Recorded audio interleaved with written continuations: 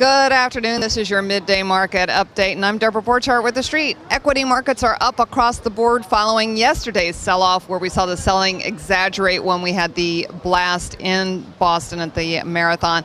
I'm here with Bliss from Cuttone, who says, you know, it's not unusual to see a bounce back after something like that, but there are definitely jitters within this buying. Yeah, without question, there are jitters. As we were talking before, anytime you get a broad-based, high-volume sell-off across everything, and it was not just equities. I mean, they were selling everything yesterday. We saw gold get washed out. We saw the other industrial metals get washed out. The only thing that wasn't selling yesterday was bonds, and bonds were buying. So that, of course, is a nervous jitter type of behavior as well. We see bond yields come in. The 10-year yield is now down at 1.7 and tracking lower. But anytime you get a broad-based sell-off like that, people readjust and recalibrate overnight once they've had a chance to think about it. The bomb blast in Boston, of course, gave us all pause to kind of reflect and say, okay, where is the world in addition to all the bad economic news or the trajectory of the economic news, which is not great right now. But the market caught a bid this morning, which again is not unusual. When it gets overextended to the downside or to the upside, you'll see a snap back the very next day.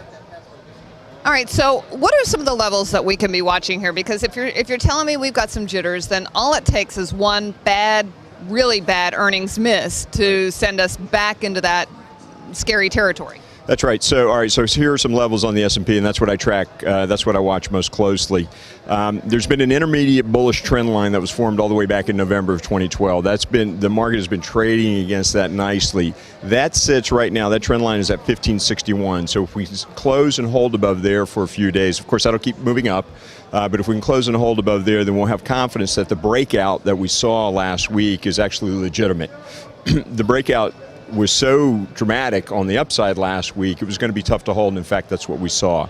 So that's the level that we need to hold. 1576, which is the old all-time high, is now giving us some stiff resistance to the upside.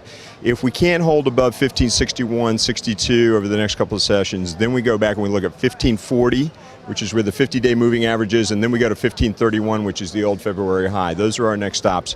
If we don't hold those levels, the S&P will be back down below 1,500 in pretty short order.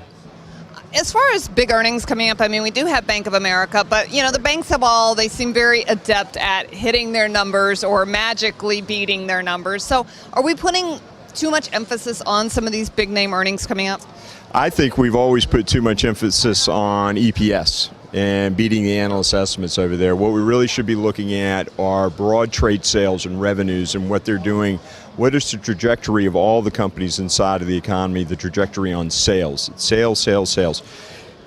If you've ever pulled apart a bank balance sheet and a bank income statement, cash flow statement, which I have in a former life, it's extraordinarily complex, and they can do all sorts of tricks of the trade, if you will, to get the number to where they want it to. So I kind of discount that altogether.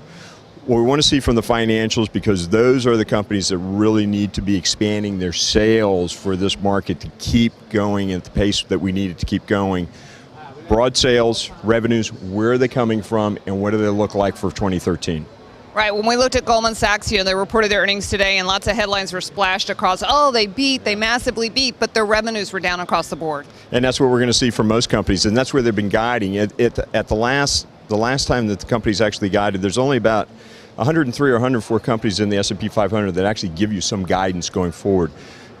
All the way from the fourth quarter earnings picture that they gave us in January and February, they started guiding lower. And in fact, I think 88 or 89 of those 103 guided lower, not only from an EPS, but also a revenue and a sales figure for the first quarter. So that, again, and then you combine that with some of the softer economic data, the trajectory that we're seeing, and it gives us pause for concern that should the equity market be here, there's clearly a deflationary pulse that's now beating through all markets. You see that in commodity prices, equities are holding up, but in bond prices and bond yields, and the equity markets it's kind of broken from the intermarket trends.